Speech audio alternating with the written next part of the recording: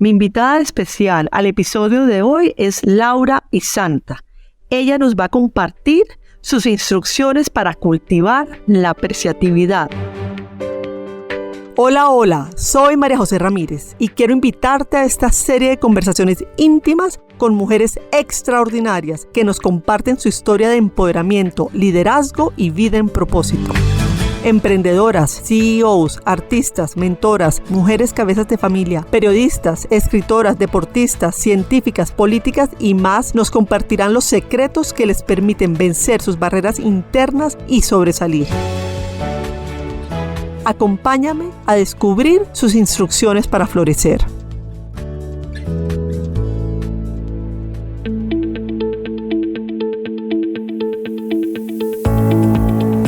Laura es creadora del concepto apreciatividad, marca registrada, y del modelo ACOM.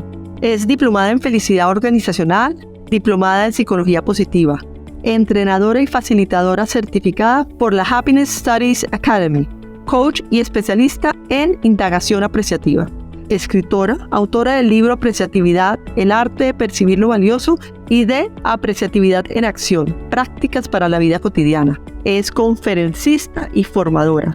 Tiene una vida laboral híbrida. Parte de su vida aún transcurre en el mundo del diseño, como responsable del departamento de diseño y líder del departamento de calidad de una empresa de bolsas industriales, y una parte ya más grande de su tiempo en el desarrollo de la apreciatividad, particularmente en el mundo de las empresas. Vive en Quilmes, en las afueras de Buenos Aires. Le encantan las plantas, la casa, cocinar y es muy buena anfitriona. También viajar y conocer lugares y gente ocupada. Está estudiando teatro y está encantada. Es mamá de Ezequiel de 32 años y Guido de 30 años y es divorciada. ¿Quieres saber qué es la apreciatividad? ¿Cómo puedes cultivar la apreciatividad en tu vida? ¿Cómo puedes construir un mejor futuro partiendo de lo que tienes hoy? ¿Cuál es el valor de crear rituales en tu vida? ¿Y qué es eso de ser generosamente egoísta? No te pierdas este capítulo.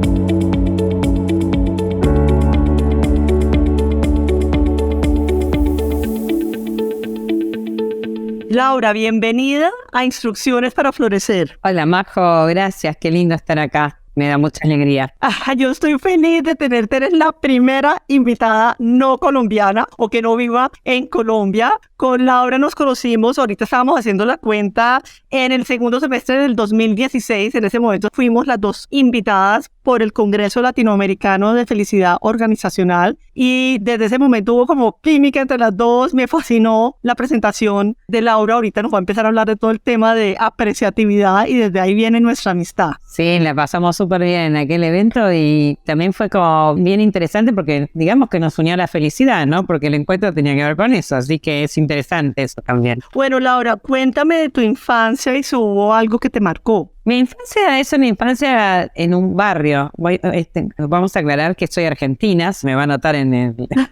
No, nadie se dio cuenta. Nadie se avivó, como decimos acá en Argentina. Pero bueno, voy a usar palabras que por ahí también son propias de nuestra cultura. Tú me corriges si quieres que las pasemos a versión colombiana. No te preocupes. Bueno, soy de un barrio, de una ciudad en las afueras de Buenos Aires, que se llama Quilmes, y es una ciudad de muchos habitantes, pero a su vez funciona como esas ciudades que son en las afueras de la gran capital, ¿no? Así que teníamos un barrio donde jugábamos en la vereda, además estamos hablando de hace muchos años atrás, donde eso todavía era aún más común. Y mi infancia fue una infancia tranquila, con muchos abuelos muy cercanos, y eso para mí es parte de la apreciatividad también, sin saberlo, estaba ocurriendo en aquellas épocas, ¿no? De hecho, ahora publica un libro mío donde son historias mías personales, y hablo, por ejemplo, de un par de cosas que me enseñaron mis abuelas en la infancia y vienen de esa época.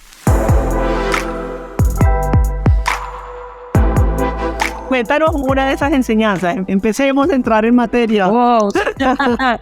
Bueno, mira, me hiciste acordar de mis dos abuelas que siempre estuvieron muy presentes. Y cuento historias de las dos abuelas, pero te voy a contar una de una. En mi casa no era una casa que... Mi abuela era una jubilada, que vivía de su jubilación, no era que había mucho dinero ni mucho menos, pero ella era como que la excelencia con lo que había, ¿viste? Ella era capaz de crear lo mejor con lo que había.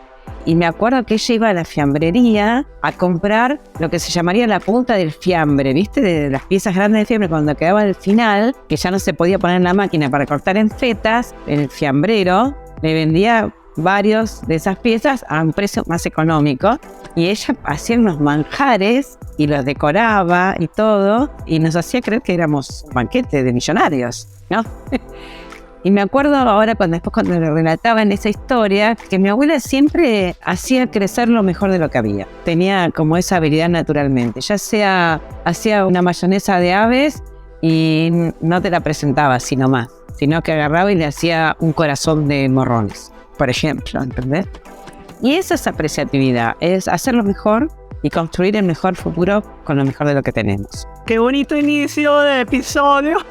Hasta de una comida, ¿no? No, en todo. Cómo dar esa extra milla y no simplemente presentarlo ahí como para, sino hacer un esfuerzo chiquito y convertirlo en algo hermoso, en algo que se celebra, en algo que se recuerda. Fíjate que es uno de los recuerdos que traes de tu infancia. Sí, tal cual, porque mi otra abuela, por ejemplo, vivía en Uruguay. Yo no caí en la cuenta, mira tú qué loco, ¿no? Hasta hace muy pocos años. Mi abuela vivía en una casa sin ventanas, porque vivía en una casa que era como un local al frente, que mi abuelo tenía su negocio y estaba como dentro de una galería. Y ella había montado ahí su casa que tenía una pequeña cocina, una habitación. Yo pasaba mis vacaciones ahí en una casa, un departamento muy chiquito, y dije, ¡qué locura! ¿Cómo puede vivir una persona en una casa sin ventanas? Jamás la escuché a mi abuela quejarse de vivir en una casa sin ventanas. Ella hacía lo mejor de lo que había, nos contaba unos cuentos maravillosos en la cama cuando nos íbamos a dormir y estábamos en otro mundo. En mundos maravillosos con ventanas enormes, ¿no? Y ella era capaz de abrirnos unas ventanas terribles en un espacio que no tenía ventanas. Y tú sabes, yo nunca me había percatado de eso hasta no sé cómo, un día me cae este insight, porque ni siquiera era un tema que se hablaba en mi casa. No es que decían, uy, pobre la abuela vive en una casa que no tiene ventana. No, y lo importante de dónde poner el foco, ¿no? Porque uno podría poner, la mayoría de las personas, pues nos ponemos el foco en eso que está mal, en eso que falta, en eso que no hay. Y cómo ella lograba era ayudarlas a poner el foco en todos esos cuentos y esas historias maravillosas que les abría ventanas al mundo, me imagino. Y qué bonito que ahorita seas capaz de darte cuenta de eso. Sí, y uno lo va mamando, como decimos en Argentina, sin darte mucha cuenta, ¿no? Yo podría decir que la infancia también me puso al lado de personas que eran apreciativas y que de alguna manera, si a eso uno le suma, capaz que hasta una habilidad propia, es un buen combo.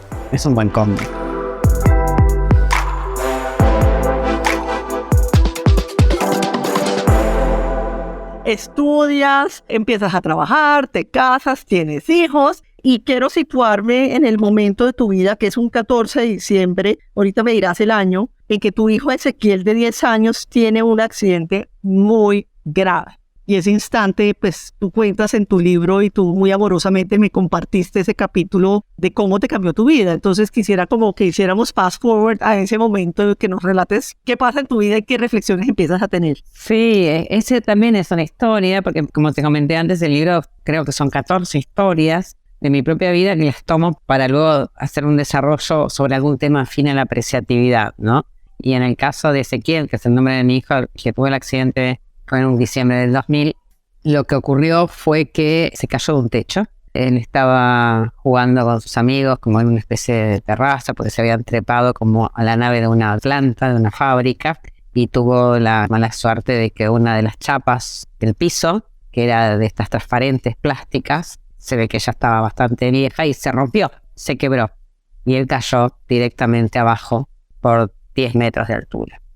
Una cosa muy complicada. Yo estaba en ese momento en la fábrica. Yo soy diseñadora de envases, esa parte de la hablamos más adelante, vengo del mundo de la creatividad, y estaba en ese momento en la fábrica, trabajando en la oficina. Los chicos habían venido, era fuera del horario de trabajo, todos se habían ido, y yo me había quedado a hacer un curso. Estaba esperando a mi profesor de un curso de diseño, y la fábrica estaba cerrada, y entonces los chicos vinieron a jugar a un campo de fútbol que había allí dentro de la planta. Pero bueno, se fueron a las escondidas, se subieron por unas escalinatas y ocurrió lo que ocurrió. Y ese episodio, que fue enfrentarme de repente con la muerte de cerca, yo y estaba mi otro hijo más chico y dos amigos de él, nunca voy a olvidar abrir estar en la oficina trabajando y que mi hijo más chico escuchar de repente en medio del silencio de una planta cerrada y todo, ¿no? Una fábrica, 6 de la tarde, escuchar los gritos, escuchar venir, correr con gritos y no saber qué pasa. Y recuerdo que Guido me dijo, mamá, Ezequiel está muerto. Y fue para mí como no entender qué pasaba. Y él me dijo, se cayó en un pozo. Claro, al estar en la terraza, yo decía, acá no hay pozos, ¿no? Entonces recuerdo que salí, había como media cuadra hacia la planta. Fui corriendo y abrí el portón, que era un portón enorme, necesitaba una fuerza que no sé de dónde la saqué para poder abrirlo. Apoyé mi pie contra la pared para ayudarme y abrí la planta que estaba oscura. Y nunca voy a olvidar la imagen del agujero en el techo, cayendo como si fuera en las películas un rayo al piso que solo iluminaba el cuerpo de mi hijo, ¿no? Muy fuerte. Fuerte, sí. Y con los otros chicos llorando, angustiados, viviendo una situación que había que contener también. Bueno, esta historia más larga cuenta después, llamé a la emergencia en ese momento. Yo solo atinaba a decirle, bueno, le decía, quédate tranquilo, todo va a estar bien, te amo, le susurraba al oído, nada más, mientras la chica de emergencias me contenía. Y cuando llegaron los médicos en la ambulancia y vio lo que había pasado, o sea, vio la altura, empezaron a gritar desesperadamente, a llamar al sanatorio que prepararan el quirófano. Y yo recuerdo que me subí a la ambulancia, miré al portero, que en ese momento llegaba a la empresa, y le dije, le dejo a estos 3 chicos, que eran los otros que quedaban, que por favor me los cuidara, porque también estaba dejando a chicos de 8 años, chiquititos, y me fui en la ambulancia y bueno, lo miré al chico de la ambulancia, el chofer, llorando, desesperada, y le dije, prométeme que le vamos a salvar la vida, ¿no? Y él con una angustia terrible me agarró, me apretó la mano y me dijo, te lo prometo, ¿no? Pero con una cosa de compromiso, como diciendo, esta la salvamos juntos.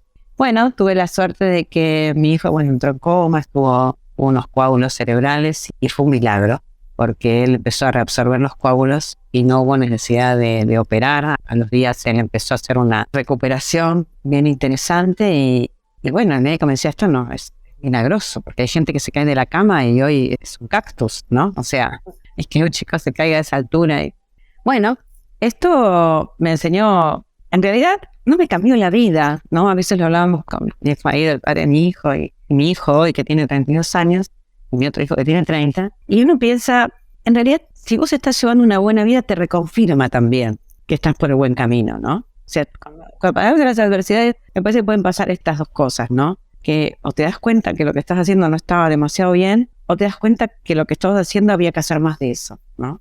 Y por suerte nos encontró en un momento de nuestra vida donde estábamos disfrutando y celebrando la vida, y nos reconfirmó que no había que abandonar ese camino, que la vida se podía terminar en un minuto y que había que aumentarle celebraciones, por decirlo de alguna manera, ¿no?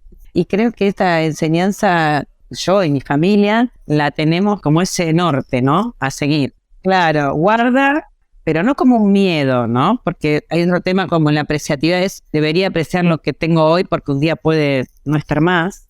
De hecho, vos sos una persona que sabe de estas cosas, ¿no? En tu vida personal también. Y a mí me gusta no vivir con la angustia de disfrutar de lo que tenemos porque un día no va a estar más. Me gusta más la idea de la apreciatividad como el disfrutar de las cosas porque tengo la dicha de tenerlas. No importa si duran un día o 40 años. A nosotros en general nos han enseñado apreciatividad con amenazas, ¿no? Anda a visitar a la abuela que un día no va a estar más, o ya vas a extrañar la comida de tu madre cuando no estés. Parece que hay que apreciar porque ojo que un día no va a haber más, ¿no? Y la verdad es que eso no es lo que más me gusta en las prácticas apreciativas. Me gusta más la idea de no importa cuánto dure, no importa si la abuela va a vivir 1 año o 50, pero sí ser capaces de apreciar y valorar por la dicha de tenerlos y no por la angustia de que un día no estén, por la angustia de la pérdida, ¿no? Eso me parece importante. No, qué bonito, porque efectivamente, como tú dices, siempre es como desde lo negativo, ¿no? Desde el sufrir de la angustia, entonces uno tampoco termina disfrutando de verdad. Pero entonces ahora sí. Exacto. Generan estados emocionales de angustia. Y la culpa. Y es que además la culpa no lleva a nada positivo. Exacto. Te aprecio porque me piace, como dicen los italianos. No porque un día no vas a estar. Me gusta eso, porque me piace. Exacto. Bien. Porque lo elijo, porque quiero. Vamos a escuchar este mensaje importante y ya volvemos con ustedes. Nuestras oyentes florecen con el podcast Instrucciones para Florecer. Esto dice Gladys Torrado. Son historias que se convierten en inspiración y luz. Realmente son un regalo maravilloso para el alma. Sigue con Instrucciones para Florecer. Compártelo con tus amigas que también les pueda gustar. Estamos de regreso con nuestro programa. Qué bueno que estén con nosotros. Define exactamente qué es apreciatividad, solo para que sepan, es que Laura desarrolló todo un concepto de apreciatividad. Es una palabra nueva desarrollada por Laura. Sé que en tu primer libro lo haces como un modelo para empresas. Yo lo que quisiera es que nos enfoquemos en tú como persona, cómo te ha impactado la apreciatividad. Pero empecemos hablando de qué es eso de la apreciatividad, que de alguna manera lo has dicho, pero explícalo un poquito mejor. Bueno, primero la persona cree que la palabra apreciatividad está en el diccionario. La primera cosa que a mí me sorprende mayoritariamente, ¿no? Y no figura en el diccionario de la Real Academia Española. Es una palabra que yo he tomado de una mala traducción de Google, traduciendo la palabra apreciación. Y cuando yo estaba queriendo crear este constructo que va más allá del aprecio en sí mismo, utilicé la palabra apreciatividad. De hecho, es una marca registrada también, ¿no? El título del libro. Pero bueno, lo que más me llama la atención es que nadie sospecha de que esto esté en el diccionario de la Real Academia Española, cosa que no es cierta. Las personas tienen una idea acerca de lo que es apreciatividad. Cuando yo pregunto cuál es la primera palabra que te viene a la mente cuando digo apreciatividad, lo más común es que alguien diga aprecio, valoración, mirada positiva. Está orientada hacia dónde vamos.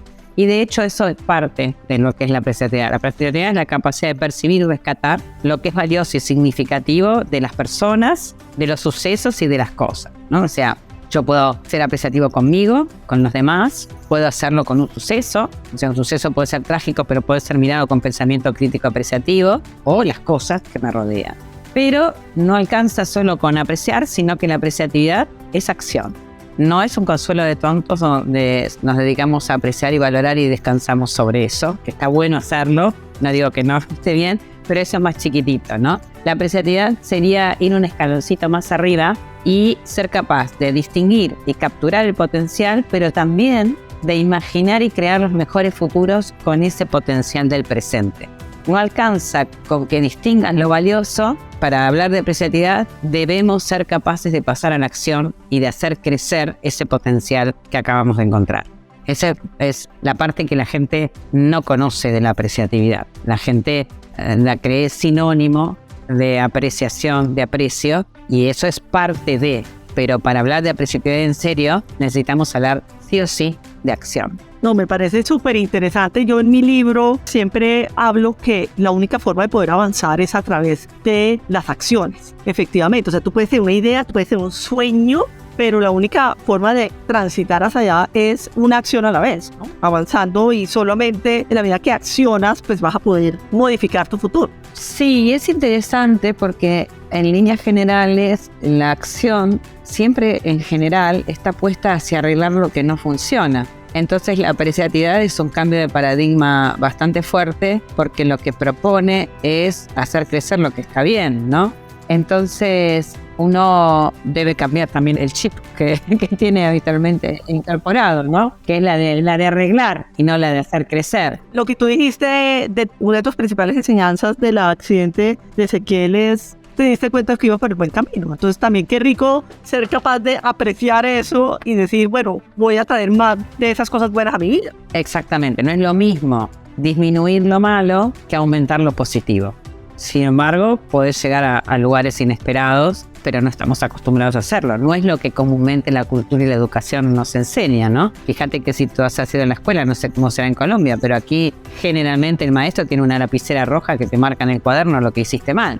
Y se supone que si arreglás eso, es como creces y floreces. Y eso habría que revisarlo, porque ese es un camino que está bien y ocurre, pero no es el único camino posible, ni siempre es el más rápido y el más grande, por decirlo de alguna manera. No, pues inclusive en todas las teorías recientes de cómo desarrollarse como profesional, pues lo que te dicen es: no trates de mejorar lo que haces malo, sino justamente fortalece aquello en lo cual eres muy bueno. Arreglar en lo que no somos buenos puede tener que ver con algo que debemos hacer cuando eso puede ocasionar daño, ¿no? Pero debemos entender la diferencia.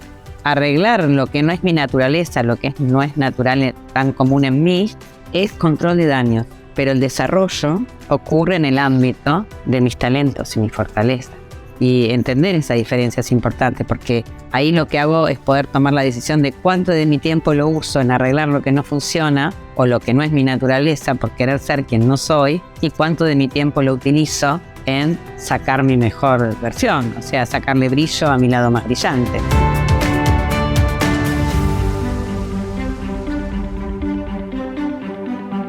Antes de que sigamos profundizando en el tema de apreciatividad, algo que me fascina de ti y de alguna manera siento que es parecido a mí es que tú has logrado ser speaker internacional, ser coach, escribir 3 libros, pues ya vas para el tercero. Todo eso trabajando como responsable del departamento de diseño y líder del departamento de calidad de una empresa de bolsas industriales. Y cuéntanos un poquito ese balance de vida y cómo logras seguir trabajando responsable, pues de una responsabilidad muy importante, pero también meterte en todos estos temas. De alguna manera, pues es un poco la historia de mi vida, porque yo también sigo trabajando de presidente de una sociedad comisionista de bolsa, pero también tengo todas estas otras pasiones. ¿Cómo lo has hecho y qué te ha traído eso a la vida? Al principio, muy mal. Pero no por los demás, sino por mí misma. Yo soy de una época donde vos nacías ingeniera y te morías ingeniero. Era muy raro que las personas tuvieran a la par diferentes actividades, especialmente en el ámbito laboral, ¿no? O tenías un trabajo y el otro era un hobby. La verdad es que hoy, a la distancia, creo que es una decisión impecable por varios motivos. Primero, bueno, yo llevaba muchos años que todavía sigo trabajando en la compañía, y era exitoso, ¿no? O sea, hacía muy bien lo que hacía, me iba súper bien. Pero sin embargo, empecé mi carrera como coach y empecé a estudiar psicología positiva también, diálogos apreciativos, y diplomado en felicidad, todo eso, a la par que iba haciendo al otro, y creé una consultora y laburaba un montón. Bueno, sabía que había llegado el momento de tomar una decisión, pero el mundo del diseño también era una parte mía, ¿no? Me encantaba, me daba mucha satisfacción, una empresa a la que adoro, ¿no? Porque Bolsas Industriales llevo ahí con 40 años de trabajo, así que amo a la gente, todo, ¿no? Es muy difícil, es una decisión muy complicada. Me acuerdo que fui a ver al presidente de la compañía. De hecho, hay un detalle interesante, ¿no? Es una compañía donde trabajan varones, que son 60 varones y yo, alguna otra mujer ahora en la área de contable, qué sé yo, pero no era... Entonces, todo eso, agrégale a esto, ¿no? Toda una impronta también, que hoy también está en el tapete. Y bueno, no existía el formato híbrido que hoy existe por ahí en algunas organizaciones, y después tenía mucho tiempo de trabajo conmigo misma a tomar la decisión de decir que quería dedicarme a lo que me gustaba también y que quería hacer esa prueba, ¿no? O sea que la gente, a veces es difícil contarle a la gente algunos sueños cuando te va bien, porque la gente a veces por exceso de cuidado no te cuida, no te alienta. Mira, recuerdo que, me voy un segundo del tema, pero vuelvo, Recuerdo que yo estaba cocinando, eso lo cuento en mi primer libro, yo estaba cocinando una salsa boloñesa en la cocina de mi casa, y viene mi hijo, que en ese momento tendría 13 años por ahí, y me dice que mira, mamá va a dejar de trabajar en la empresa de packaging porque quiere dedicarse a esto, que no, era como que... Y mi hijo me miró y me dijo, mamá, vos estás loca, dice, ¿de qué vamos a vivir? ¿Qué vamos a comer? Y a mí se me heló la sangre, ¿no? Y dije, wow, si yo le dejo a mi hijo la idea de que en su vida tiene que hacer trabajos que tengan que ver con poner un plato de comida en la mesa y no puede ir tras sus sueños, estoy jorobada, ¿no? Y fue el otro día que yo tuve esta conversación que te digo, en la que fui y dije, nada, yo quiero ir tras esto, que ya hace un tiempo que tenía la consultora, pero ya no me daban los tiempos. Y bueno, para mi sorpresa, me acuerdo que el presidente me miró y me dijo, pero Laura, ¿es un problema de plata? Y yo dije, no, esto es un problema de horas. Yo necesito horas para concretar un sueño. Y me miró y me dijo, bueno, ok, tenés horas.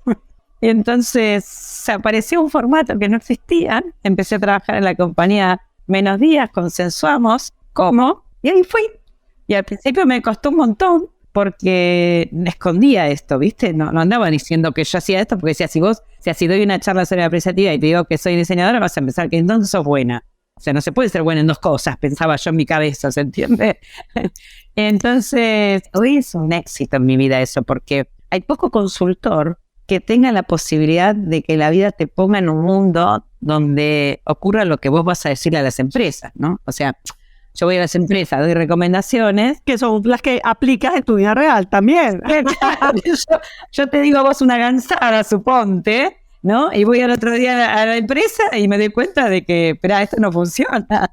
Deja de decir cosas que no son, ¿se entiende? Eso la vida me devuelve. Y eso fue genial, genial. Y la empresa también ganó algo muy interesante, que es una persona que sale al mundo a ver que lo que nos pasa a nosotros también pasa afuera.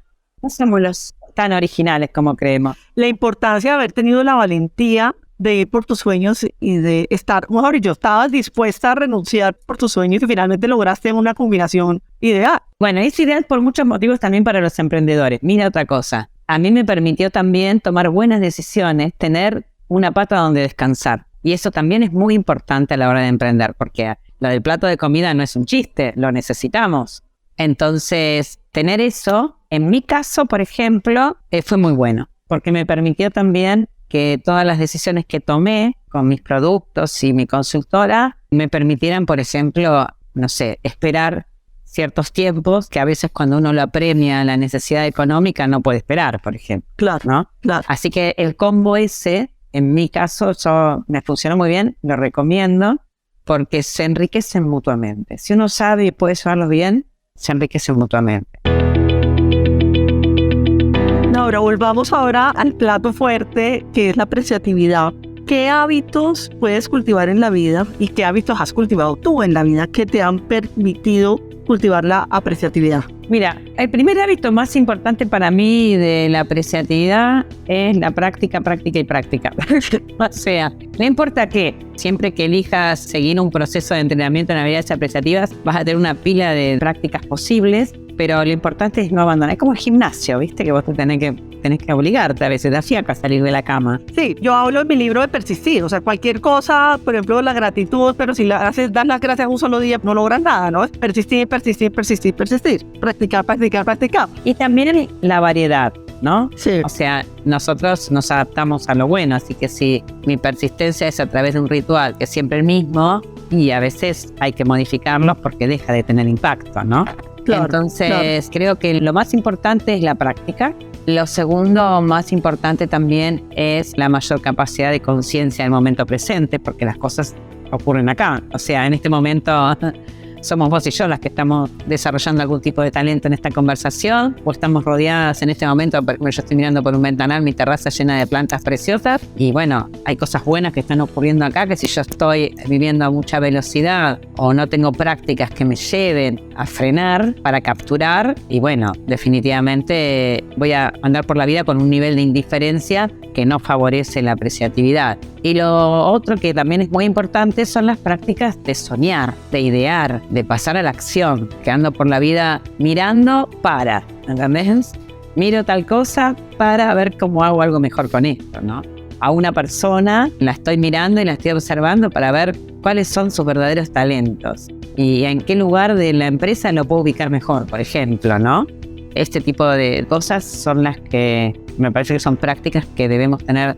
Y otra cosa interesante también que me parece que podemos hacer es ponernos ayuda a memoria, porque después la vorágine de la vida nos toma y nos olvidamos de eso por ahí. Al menos hasta encarnarlas cada día más, ¿no? ¿Y como qué ayuda de memoria sugieres? ¿Como algo práctico? Mira, por ejemplo, hoy las redes sociales nos dan, empezar a seguir redes sociales que tengan que ver con la apreciatividad, está bueno, porque vos estás en tu día a día y de repente te llega un mensaje y ¡chan! Te hace acordar de la apreciatividad, ¿no? Por ejemplo, para decirte a alguien que te interrumpa, ¿no? Después puedes tener interruptores propios tuyos. Puedes ponerte ciertos mensajes en tu computador. O una alarma a una hora determinada que diga, sea apreciativo. O crea un ritual, por ejemplo. Mantener celebraciones apreciativas a lo largo del año es muy bueno. Justamente mi siguiente pregunta iba hacia el tema de, porque tú hablas mucho del tema de los rituales y de la importancia de los rituales. Explícanos un poquito más por qué son tan importantes esos rituales. Las celebraciones todas tienen una finalidad apreciativa. Lo que pasa es que en realidad las personas no somos conscientes de ello, pero no hay ninguna celebración que no sea hecha para parar la pelota y mirar eso. El Día de la Madre, el Día del Niño, el Día de la Independencia. O sea, son celebraciones que dicen, che, paremos la vorágine del día y démonos cuenta que tenemos que celebrar esto, ¿sí? Que tenemos que celebrar algo que tenemos y que habitualmente por ahí no somos tan conscientes. Entonces el ritual lo que hace básicamente es eso, es frenemos la vorágine y la indiferencia y tomémonos un rato para tomar conciencia de esta bendición. Ahora bien, ¿Cuál es el problema de los rituales en nuestra cultura hoy?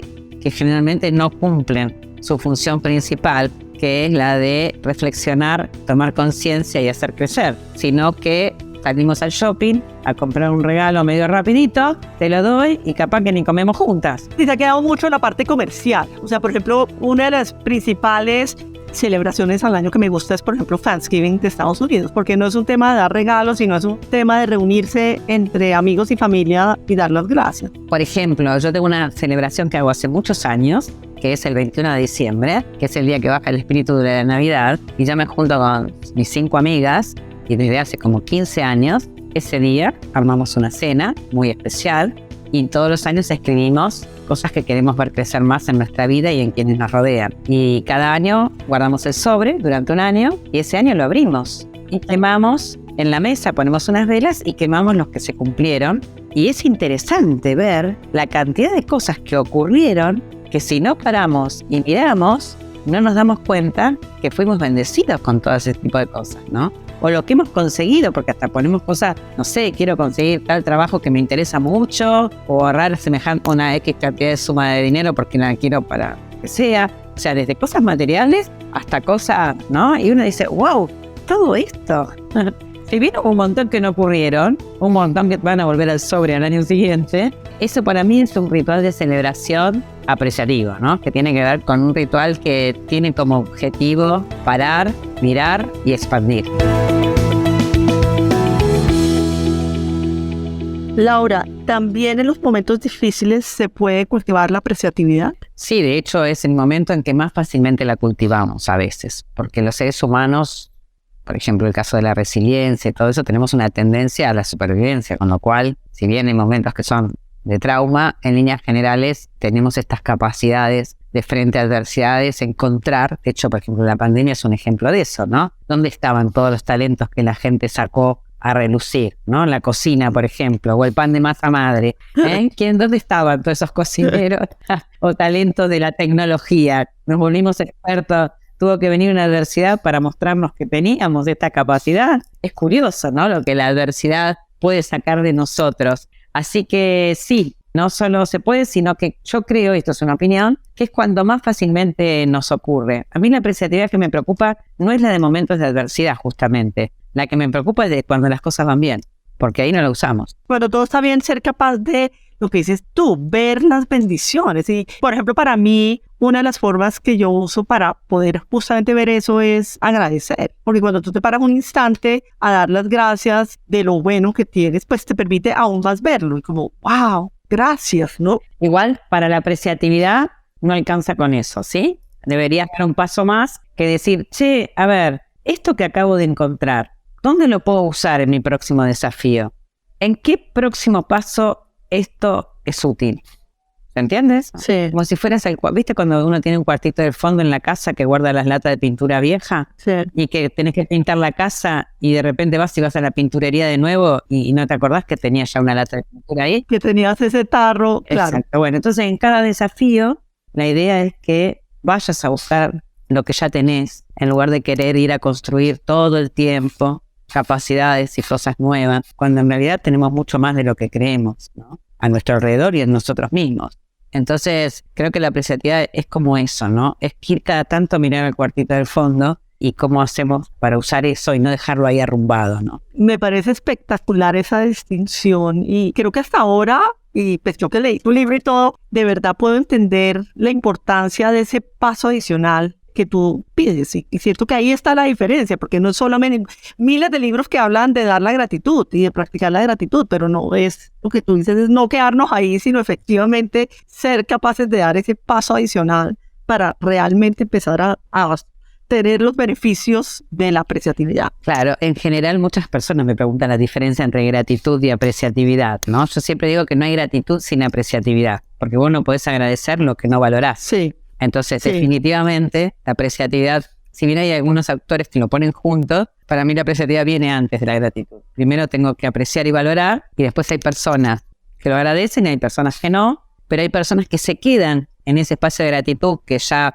tiene un montón y hace un montón de bien a la vida, pero hay otras que dan un paso más y son capaces, como te dije antes, de construir una mejor vida con ese potencial que encontraron, con eso valioso que distinguen. Y todos queremos construir una mejor vida. Y sí, para eso estamos acá. Ser felices es el objetivo último de todo ser humano, ¿no? Vamos a escuchar este mensaje importante y ya volvemos con ustedes. Nuestras oyentes florecen con el podcast Instrucciones para Florecer. Esto dice Sofía Stroh. El podcast Instrucciones para Florecer de María José Ramírez es como un bálsamo para el alma. Se siente como una conversación fresca, fluida e íntima, donde María José logra meterse en la piel de sus entrevistadas de una manera respetuosa y amigable. Sigue con Instrucciones para Florecer. Compártelo con tus amigas que también les pueda gustar. Estamos de regreso con nuestro programa. Qué bueno que estén con nosotros. Laura, ¿qué es para ti florecer como mujer? Para mí florecer como mujer es ser auténtica, ¿no? O sea, es poder no llevarte nada. O sea, que todo lo que tengas para dar, en el tiempo que te toque, lo puedas entregar, ¿no? O sea, para mí tiene mucho que ver con eso. Entregar al mundo siendo vos, ¿no? Ni siquiera estoy hablando de una cosa de darte para otros, que es parte de la vida, ¿no? Estoy hablando de que yo soy de la teoría de que una cosa que dice Tal Ben-Shahar que me encanta, que es ser generosamente egoísta. Porque creo que nuestra felicidad depende mucho de eso, ¿no? De estar nosotros en primer lugar, pero ser generosos, ¿no? Se entiende eso, no por estar en primer lugar no somos generosos con los demás, pero no olvidarnos precisamente de nosotros, que es algo muy común en nuestra cultura, que a veces nos relegamos a segundos planos y eso creo que no aporta agradecimiento. Pensar en nosotros, pero también en ese proceso es qué tenemos para servir, para dar, para hacer una mejor humanidad. Exacto, creo que nosotros cuando podemos ser generosamente egoístas, que somos generosos con los demás, hasta el punto de no dañarnos a nosotros mismos. Ahí es el límite para mí, ¿no? O sea, es el momento en donde me vuelvo egoísta. De acuerdo. No olvidándonos, no poniendo nuestra salud o X o Y. Exacto. Eso no es para mí florecimiento y entonces ahí pondría el límite. Pero creo que cuando uno está en primer lugar, saludablemente, se vuelve muy generoso con los demás, ¿no? Y creo que ese es el combo que me parece que es el que funciona para un buen florecimiento. ¿Y cuál dirías tú que son tus instrucciones para florecer? Ser apreciativa. No creo que esperaras otra respuesta de mí, Majo, por favor. No, yo sé, obviamente. O sea, yo estaba esperando el momento que unieras. Claro, porque además, como tú lo has dicho, que esa apreciatividad a través de acciones te ayuda a construir una mejor vida. Entonces cada vez vas a poder florecer más. Mira, la felicidad es subjetiva. No depende de lo que tenemos, sino de cómo miramos lo que tenemos. Con lo cual, la apreciatividad es el compañero perfecto para alcanzar mayores niveles de felicidad con lo que tenemos. Claro. O sea, en este mismo instante, con lo mismo que tenés hoy, cambiando tu mirada y con algunas prácticas apreciativas, podrías aumentar tus niveles de bienestar y felicidad, sin salir a buscar felicidad en otro lado. Ya está acá. Está bien que lo que estoy diciendo lo decía mi abuela también, no estoy diciendo nada raro. Pero nos olvidamos de eso, ¿no? No, lo que decías tú de cómo tu abuela iba y compraba lo que podía y lo presentaba de una forma hermosa y ustedes todos se sentían pues que tenían el mayor manjar enfrente. O sea, es un punto de elegir desde dónde quieres ver lo que tienes. Es que en realidad yo esto lo vi. Mi abuela nunca se me sentó delante mío y me dijo, vos tenés que ser apreciativa paso 1, paso 2. ¿Entendés? No hizo eso. Yo lo aprendí viviéndolo e inconscientemente, porque recién con los años me pude ver como decir, che, ¿de dónde vino todo esto en parte, no? Esta curiosidad por la apreciatividad. Y también porque probarla, ¿no? O sea, para mí, cuando a medida que vas, yo creo en un mundo más apreciativo. Creo que muchas de las cosas que pasan en el mundo se solucionarían bastante si entrenamos aún más las habilidades apreciativas. Creo que las personas, de hecho, no conocen demasiada estabilidad y es por eso que no la usan. No porque no sea buena, sino porque no la conocen. Y entonces creo que es necesario que más personas sepan que por acá también hay un caminito que pueden usar. ¿Hay muchos posibles? Sí. ¿Hay muchas cosas por hacer que pueden ayudarnos al bienestar y a la felicidad? Sí. Pero la apreciatividad es uno de ellos. Y no tener esa caja de herramientas, para mí, hace que las personas puedan tener una vida más chiquitita. No, y lo más importante de todo esto es con lo que hay, ¿no? Porque muchas personas están, es que voy a ser feliz cuando me gane este puesto, cuando gane este salario, cuando tenga este carro, cuando... Pero es con lo que yo tengo hoy, ¿cómo puedo empezar a valorarlo más y a construir una mejor vida partiendo de lo que hay, de lo que tengo? Sí, y además siguiendo tu sueño de ir por más. O sea, eso es independiente, es disfrutar del camino, ¿no? Porque a veces el error que cometemos es que voy a ser feliz cuando me caso, cuando me divorcio, cuando consiga el puesto, lo que sea. Es pensar que eso va a ocurrir y que para eso ocurre también va a durar un tiempo, porque después, eso en ciencia tiene un nombre, se llama adaptación hedonista, que es que nos adaptamos a lo bueno. El tema no es dejar de ir por más, sino es no olvidarse de disfrutar el camino. Yo voy a ir por una casa nueva, con una habitación más porque es lo que necesito para mi familia, pero ¿sabes qué? Mientras tanto, la que tengo, la decoro, la cuido, le pongo una plantita, ¿sí? Porque si no hago eso, el mientras tanto es responsable de mucha de mi felicidad.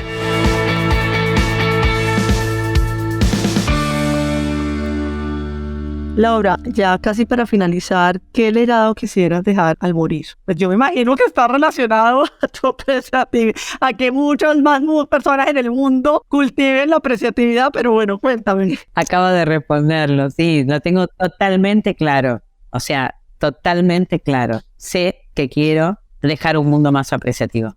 Mi objetivo hoy está puesto en diseminar lo más que pueda la apreciatividad y estoy siendo muy cuidadosa en el modo, ¿sí? Porque justamente lo que no quiero es que, así como que se prostituya la apreciatividad en el sentido de que la gente la tome como algo banal o liviano, ¿sí? Y esto en parte va a tener mucho que ver con la manera en que yo transmita esto, ya sea desde la rigurosidad de las teorías hasta la pasión o la emocionalidad con que uno lo transmita.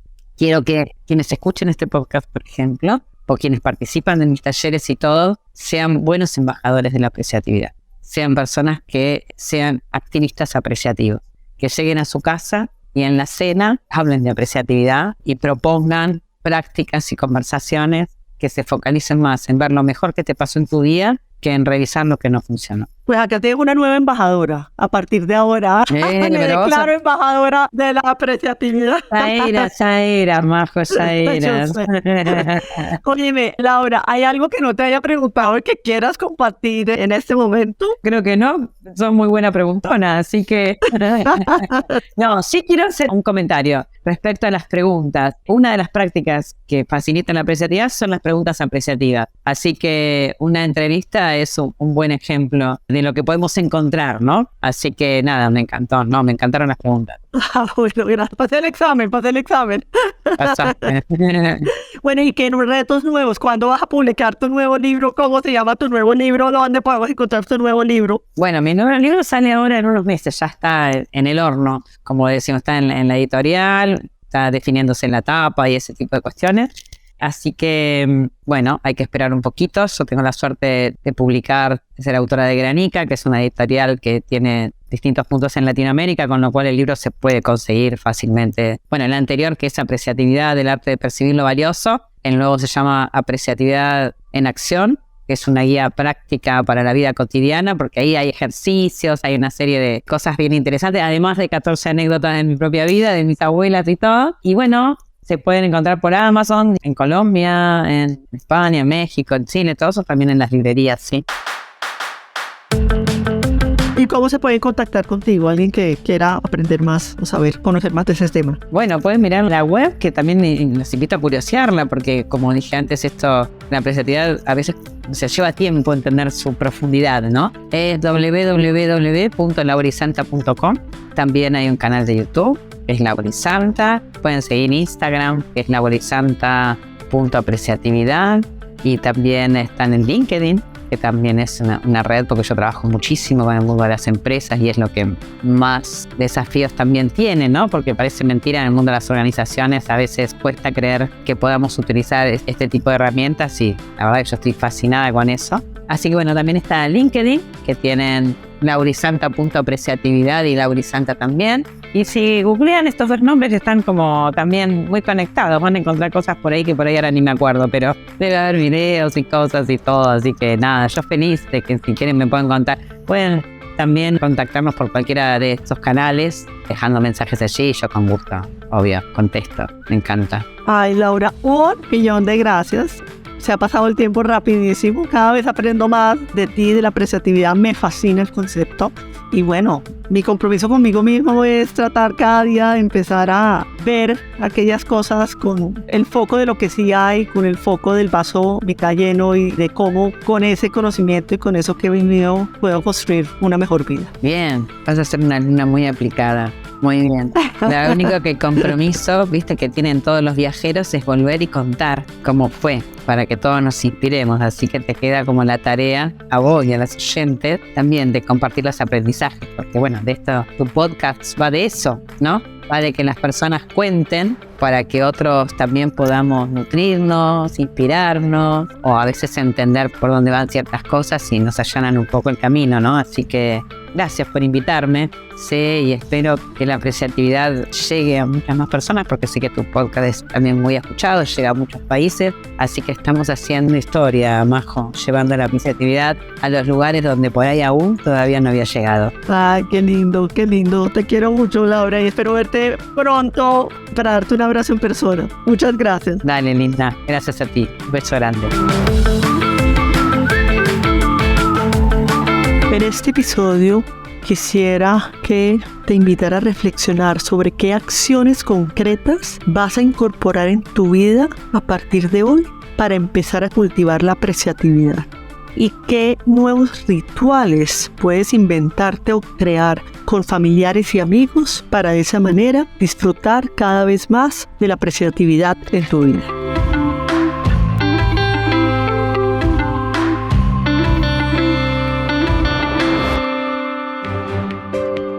Hasta este momento, instrucciones para florecer. Los espero muy pronto con más conversaciones con mujeres extraordinarias que nos comparten su historia de empoderamiento, liderazgo y vida en propósito. Acompáñame a descubrir sus instrucciones para florecer. No olvides suscribirte a nuestro podcast en la plataforma de tu elección.